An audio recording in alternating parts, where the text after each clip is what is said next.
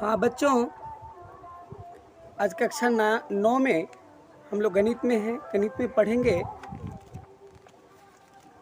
प्रश्नावली 8.1 में थे। 8.1 के ये सभी क्वेश्चन हम हल कर चुके हैं। आज हमें देखना है क्वेश्चन नंबर 8।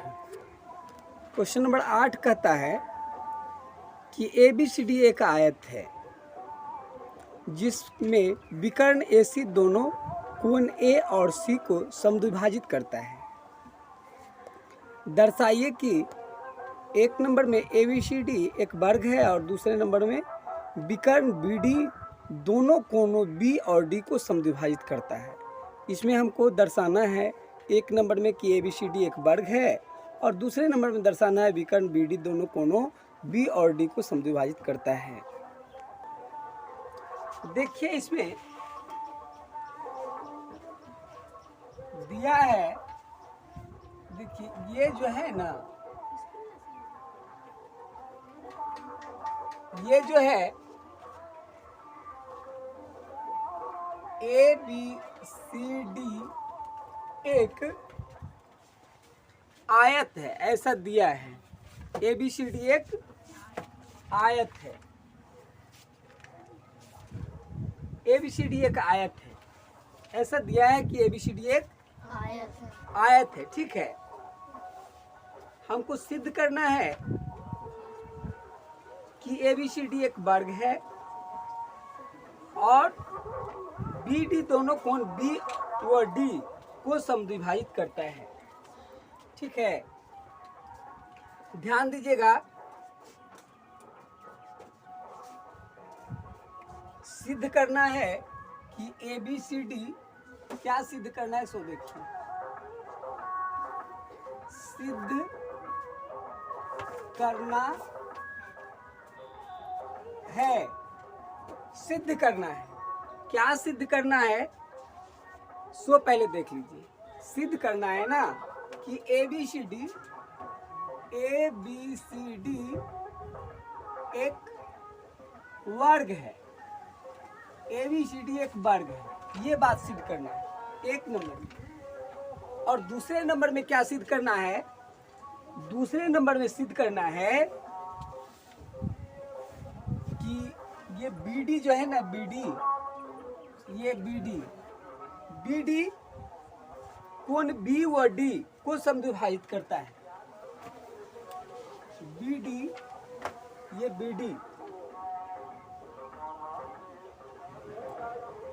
दोनों कोण B और D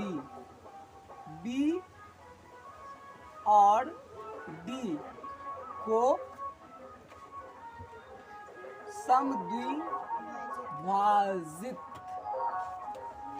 समद्विभाजित करता है। ये हमको सिद्ध करना है।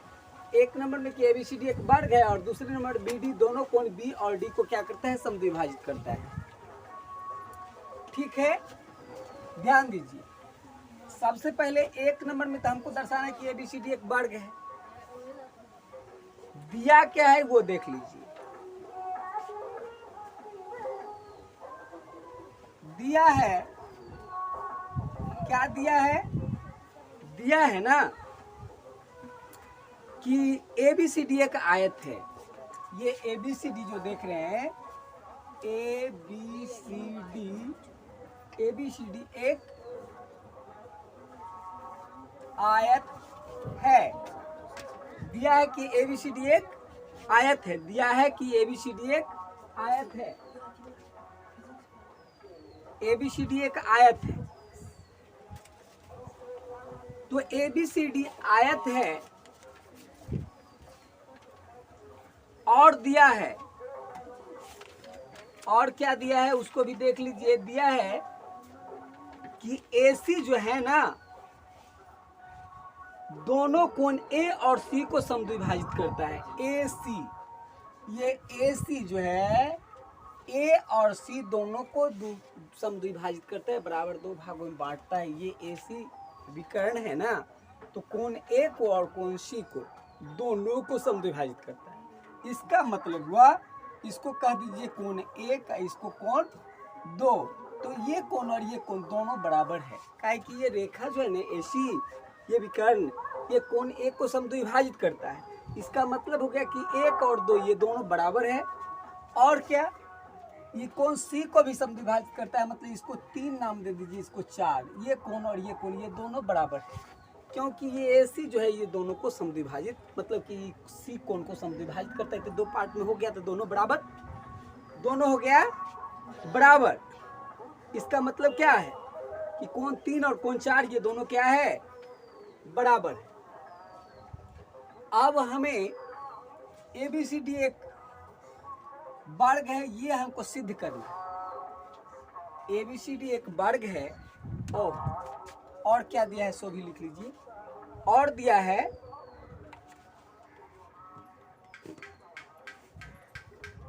कोण 1 बराबर कोण 2, कोण 1 बराबर कोण 2, कोण 1 बराबर कोण 2, और ये कोण 3 बराबर कोण 4, कोण 4। ऐसा क्यों?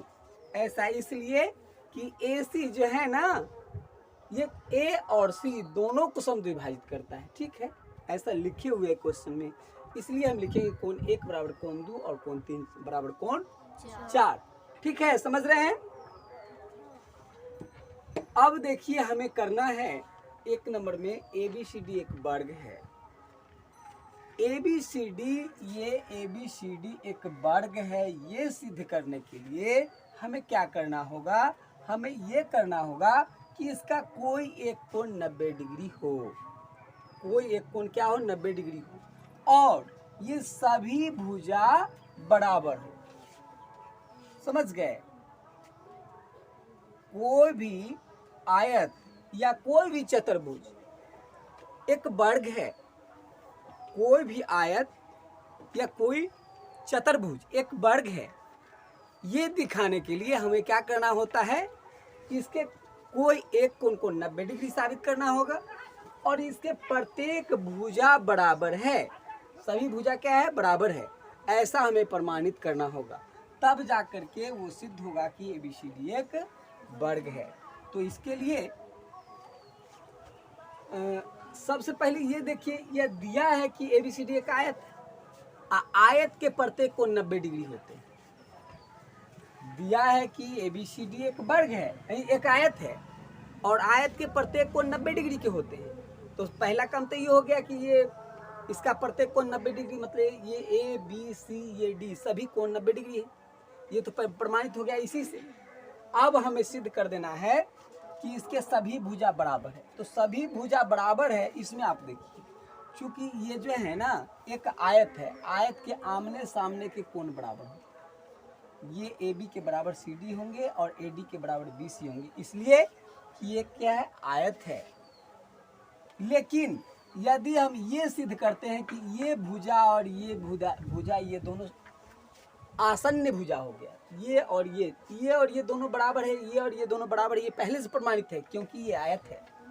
लेकिन हम चाहे जैसे हो ये साबित कर दें कि ये भुजा और ये भुजा बराबर है। अगर ये दोनों भुजा बराबर है, समझ गए, तो सभी भुजा आपस में बराबर हो जाएंगे, और तब यह क्या होगा, एक वर्ग होगा। ठीक है, तो हमें ये बताना है कि इसका ये भुजा और ये भुजा कोई दो आसन्न भुजा बराबर है, तब हम सिद्ध कर देंगे कि ABCD एक वर्ग है। ठीक है, तो आइए क्या लिखेंगे, सिद्ध। सिद्ध, ध्यान दीजिए, कोण 1 बराबर कोण 2 ये दिया हुआ है पहले से। कोण 1 और कोण 2 दिया हुआ है, पहले से आप लिख सकते हैं, दिया है। कोण 1 बराबर कोण 2 दिया है, ये पहले से दिया हुआ है। आगे लिखिएगा, कोण 1 बराबर कोण 4, कोण 1 बराबर कोण 4। ऐसा क्यों? इसलिए कि ये दोनों जो है ना, ये बराबर समांतर ये दोनों समांतर रेखा है और ये तिरछी, ये तिर्यक रेखा है, तो इधर ये कोण 1 और इधर 4, ये दोनों एकांतर कोण हो गए। तो एकांतर कोण बराबर होते हैं, इसलिए लिखेंगे ये क्या है, एकांतर कोण, और एकांतर कोण बराबर होते हैं, एकांतर कोण बराबर होते हैं, तो इसलिए कोण 1 बराबर कोण 4। उसके बाद लिखिएगा देखिए कोण 1 और कोण 4 बराबर है, कोण 1 बराबर कोण 2 और कोण 1 बराबर कोण 4, मतलब क्या, 1 के बराबर 2 है और 1 के बराबर 4 है। तो आप लिखिएगा तो कोण 2 बराबर कोण 4, कोण 1 के बराबर कोण 2 और कोण 1 के बराबर कोण 4, इसका मतलब कोण 1 और ये कोण 2 बराबर है, कोण 1 बराबर कोण 4, ये दोनों बराबर है, इसका मतलब 2 और 4 भी बराबर है। कोण 2 बराबर कोण 4, तो कोण 2 और कोण 4 बराबर हो गया, इसलिए आप लिखिएगा, इसलिए कोण 2 और कोण 4 बराबर हो गया। ये समझ गए, कोण 2 और कोण 4 बराबर है, ये समझ में आया ना। तो कोण 2 और कोण 4 बराबर है, तो आप लिखिएगा इसलिए, इसलिए कोण 2 और कोण 4 बराबर है। कोई भी त्रिभुज के यदि 2 कोण बराबर हैं तो उसके सामने वाले भुजा, इस कोण के सामने ये कोण और इस कोण के सामने ये कोण, इस कोण के सामने ये भुजा और इस कोण के सामने ये भुजा, ये क्या होंगे, बराबर। ठीक है, तो आप लिखिएगा इसलिए, इसलिए AD बराबर DC, AD बराबर DC, DC या CD जो भी लिखिए, AD बराबर DC हो गया, AD बराबर DC। क्यों, क्यों ये बराबर है, बराबर कोणों के सामने वाली ये भुजा है, बराबर कोणों के सामने वाली भुजा, यहाँ लिखिएगा बराबर कोणों के सामने वाली क्या है, भुजाएं, इसलिए ये क्या है, बराबर है। बराबर कोणों के सामने वाली भुजा क्या होती है, बराबर, बराबर कोणों के सामने वाली भुजाएं क्या होती है, बराबर होती है, इसलिए हम ऐसा लिखेंगे। समझ रहे हैं, तो ये समझ गए कि AD और DC दोनों क्या है, बराबर है, समझ गए। तो दो ये आसन भुजा बराबर हो गया, हमने ये सिद्ध कर दिया। तो आप लिखिएगा, समझ गए, तो लिखिएगा ABCD में, ABCD में क्या लिखिएगा, ABCD में, क्योंकि आसन भुजा हमने प्रमाणित कर दिया कि बराबर है, तो आसन भुजा बराबर है, तो ABCD में लिखिएगा कि चारों भुजाएं बराबर है। क्या लिखेंगे, चारों भुजाएं बराबर हैं, चारों भुजाएं बराबर हैं। ठीक है, चारों भुजाएं बराबर है, ठीक है, चारों भुजाएं बराबर है। आप कारण लिख सकते हैं, क्योंकि क्या लिखिएगा, क्योंकि चारों भुजाएं बराबर है, क्योंकि इसकी आसन भुजाएं बराबर हो चुकी है ऊपर में, नहीं, क्योंकि इसकी आसन्न भुजाएं बराबर हो गई है, हो गई है, आसन भुजाएं बराबर हो गई हैं, ये दोनों बराबर हो गई है, इसलिए ABCD की चारों भुजाएं क्या है, बराबर है। ठीक है, और हम बताए हैं कि पहले से दिया है कि ABCD एक आयत है।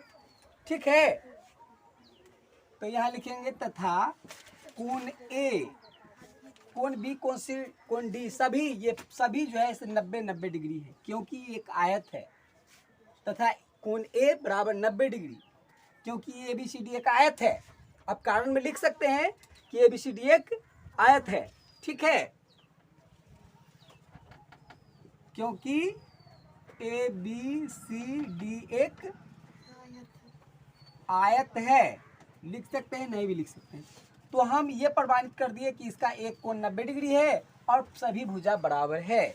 ठीक है, अतः ए बी सी डी एक वर्ग है। अतः ए बी सी डी एक वर्ग है। यही हमको एक नंबर में सिद्ध करना था। ए बी सी डी एक वर्ग है, सिद्ध कीजिए। हमने बता दिया कि ए बी सी डी एक वर्ग है। ठीक है, कोई दिक्कत है क्या? तो अब हमको दूसरे नंबर वाला सिद्ध करना है। बी डी दोनों कोण बी और डी को समद्विभाजित करता है। अब हमको सिद्ध करना है कि ये बी डी जो है ना, बी और डी ये दोनों को समद्विभाजित करता है। तो इसका हम नामकरण कर देते हैं। इसको 5, इसको 6, ये कोण, इसको 7, इसको 8, ये 7 8 नाम दे देते हैं। दे दिए। अब देखिए गौर से, कहता है कि हमको सिद्ध कीजिए कि ये बी डी जो है ना, कोण बी और डी ये दोनों कोण को समद्विभाजित करते हैं। मतलब बी को भी 2 पार्ट में बांट देता है बराबर बराबर, और डी को भी 2 भागों में विभाजित करता है, समद्विभाजित करता है। ठीक है, अब देखिए यहाँ पे गौर कीजिएगा आप, कोण 5 बराबर कोण 6, कोण 5 बराबर कोण 5 बराबर कोण 5 बराबर कोण 6 नहीं, कोण 5 बराबर कोण 8, कोण 5 बराबर कोण 8। ऐसा क्यों? क्योंकि ये दोनों, जैसे हम इसमें सिद्ध किए थे कि 1 और 4 ये एकांतर कोण है ना, और 2 और 3 एकांतर कोण है, तो उसी तरह से 5 और 8 जो है ये एकांतर कोण। इसको समीकरण 1 लिख दीजिए। क्यों? क्योंकि ये एकांतर कोण है। और इधर जगह लिखकर लिखिए, कोण 5 बराबर कोण 8। क्यों? एकांतर कोण, एकांतर कोण, इसको कहिए समीकरण 1। ठीक है, कोण 5 बराबर कोण 8 समीकरण 1। उसी तरह से कोण 6 बराबर कोण 7, कोण 6 बराबर कोण 7। ठीक है, कोण 7 बराबर कोण 6, कोण 7 बराबर कोण 6। क्यों? क्योंकि ये भी है एकांतर कोण, एकांतर कोण है ये। इसको समीकरण 2 लिख दीजिए। कोण 5 बराबर कोण 8, कोण 7 बराबर कोण 6। ठीक है, अब देखिए, चूंकि अभी अभी हम प्रमाणित किए हैं कि ये जो है एबीसीडी एक वर्ग है, एबीसीडी एक वर्ग है, एक नंबर में सिद्ध किए हैं ना। तो एबीसीडी वर्ग का मतलब क्या है? सभी भुजा बराबर है। तो ये भुजा और ये भुजा दोनों बराबर है। ये दोनों भुजा क्या है? बराबर है। तो बराबर भुजा के त्रिभुज के इस त्रिभुज में वो आ जाते हैं। इस त्रिभुज में बराबर भुजा के सामने वाले कोण बराबर होते हैं। बराबर भुजाओं के सामने वाले कोण क्या होते हैं? बराबर होते हैं। तो इसलिए हम लिखेंगे कि कोण 5 बराबर कोण 7, कोण 5 बराबर कोण 7, कोण 5 बराबर कोण 7, कोण 5 बराबर कोण 7, या कोण 7 बराबर कोण 5 भी लिख सकते हैं, कोई बात नहीं। कोण 7 बराबर कोण 5 या कोण 5 बराबर कोण 7। क्यों? क्योंकि बराबर भुजाओं के सामने वाली ये कोण है। बराबर भुजाओं के सामने वाले कोण, बराबर भुजाओं के सामने वाली कोण। ठीक है, बराबर भुजाओं के सामने वाली कोण, इसको समीकरण 3 लिख दीजिए। ठीक है, तो ये क्यों बराबर है वो जानकारी हो गया। कोण 5 बराबर कोण 7, कोण 7 बराबर कोण 5, ये बराबर भुजाओं के सामने वाली कोण है। ठीक है, उसी तरह से आप लिखिएगा कोण 6 बराबर कोण 8, कोण 6 बराबर कोण 8। क्यों? यही बात, इसमें भी ये भुजा और ये भुजा दोनों बराबर है और भुजा के सामने वाली कोण है। तो इस त्रिभुज में आ जाएंगे तो बराबर भुजाओं के सामने वाली कोण 800 है ना, तो इसलिए ये भी बराबर हो जाएंगे। क्या लिखेंगे? बराबर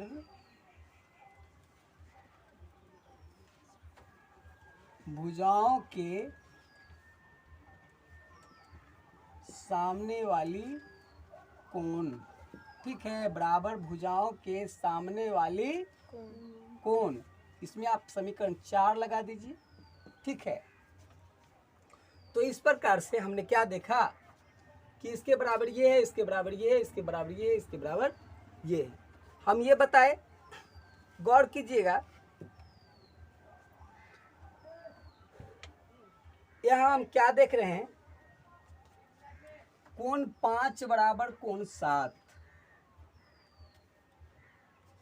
तो कोण 5 बराबर कोण 7।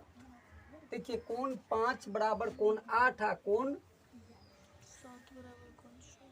5 बराबर कोण 7 नहीं होगा जी, कोण 5 बराबर कोण 6। कोण 5 बराबर कोण 6 लिखिएगा। कोण 5 बराबर कोण 6, कोण 5 बराबर कोण 6 क्यों लिखेंगे? यहाँ देखिए, समीकरण 1 को देखिए और समीकरण 8 को देखिए। कोण 5 बराबर कोण 8, यानी 8 के बराबर 5 है। कोण 6 बराबर कोण 8, 8 के बराबर 6 है। तो 8 के बराबर 6 और 8 के बराबर 5, इसका मतलब 5 6 भी बराबर। समझ गए? यहाँ लिखेंगे हम समीकरण 1 व समीकरण 4 से लिख दीजिए, से समीकरण 1 व समीकरण 4 से। काहे कि समीकरण 1 में कहता है कोण 5 बराबर कोण 8 और कोण 4 में कहता है कोण 6 बराबर कोण 8 है। तो ये भी 8 के बराबर है 6, ये भी 8 के बराबर 5 है ना। तो इसलिए कोण 5 और 6 भी बराबर है। तो कोण 5 और कोण 6 बराबर है, ये प्रमाणित हो गया। उसके बाद देखिए आगे, कोण 7 बराबर कोण 8। कोण 7 बराबर कोण 8। देखिए, कोण 7 बराबर कोण 8 कैसे? इस समीकरण में आप देख रहे हैं कोण 5 बराबर कोण 8 है ना। कोण 7 बराबर कोण 8 प्रमाणित करना है। तो यहाँ देखिए, कोण 7 बराबर कोण 6 और कोण 6 बराबर कोण 8। तो 6 के बराबर 8 और 6 के बराबर 8 और 6 के बराबर 8, 8 के बराबर 6 और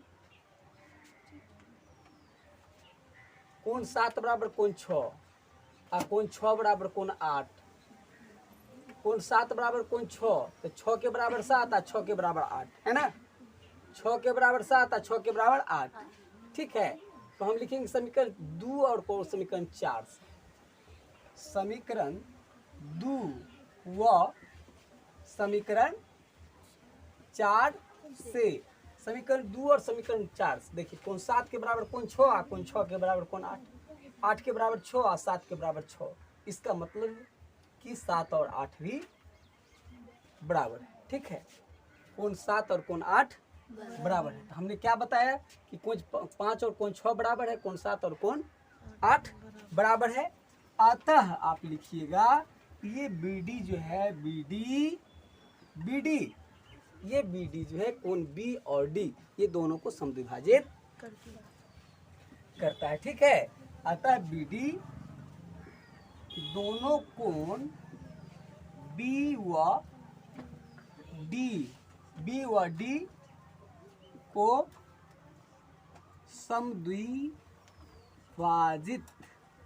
समद्विभाजित करता है। ठीक है, यही हमको इसमें दर्शाना था कि BD दोनों कोण B और D को समद्विभाजित करता है, दर्शाएं। तो हमने इस प्रकार से दर्शा दिया कि BD B और D दोनों को समद्विभाजित करता है। फिर अगले वीडियो में अगला क्वेश्चन 9 नंबर से बताएंगे। आप वीडियो पर बने रहें, लगातार हमारे वीडियो को देखते रहें और बारी बारी से सभी क्वेश्चनों का हल बिल्कुल आसान तरीका से आपको बताते रहेंगे।